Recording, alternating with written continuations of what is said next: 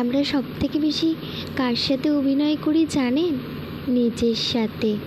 প্রতিদিন, প্রতি রাত, প্রতিটা মুহূর্ত একটা করে ভুল করি, তারপর নিজেকেই বোঝাই যে আমি ঠিক, অথবা আমি পরিস্থিতির শিকার। আবার নিজেই ভুল করব এটা ভেবেও পাই না।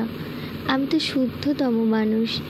জীবন থেকে দুম করে কিছু একটা হারিয়ে ফেলার পর নিজেকে মিথ্যে সান্ত্বনা দিতে থাকি, হয়তো খুঁজে পাবো, কিংবা সে হয়তো হারানোরই ছিল।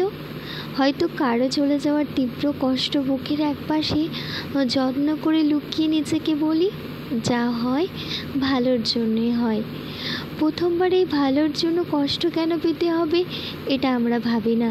প্রতিবার নিজেকে কষ্ট দিতে থাকি। প্রশ্নটাকে নিজেকে করা উচিত।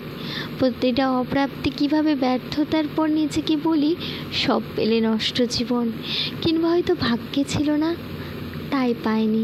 কি চমৎকার মিথ্যে সান্ত্বনা! যখন বুঝতে পারি জীবনটা অনেকটা ভীষণ এলোমেলো, চোখ বুজে নিজেকে বোঝায় একদিন সব গুছিয়ে ফেলবো, একদিন সব ঠিক হয়ে যাবে।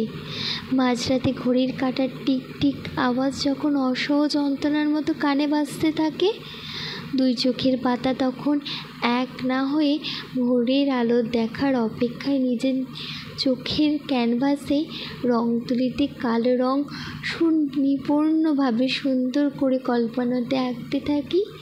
সেই কল্পনা দেখে গোটা পৃথিবী বুঝে যায় আমি ভালো নেই, অথচ আমি বুঝি না।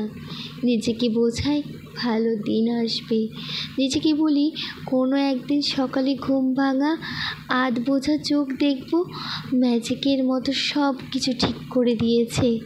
জীবনটা কি সুন্দর হয়ে গেছে, ঠিক যেন রূপকথার মতো।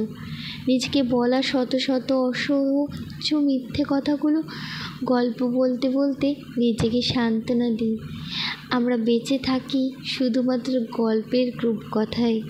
আমার বেঁচে থাকা যেদিন এই গল্প বলা থেমে যাবে, যেদিন এই মরীচিকার মতো ম্যাজিকের জন্য আর অপেক্ষা করতে ইচ্ছে হবে না, সেদিন মিথ্যেগুলোকে সত্যি মনে হবে।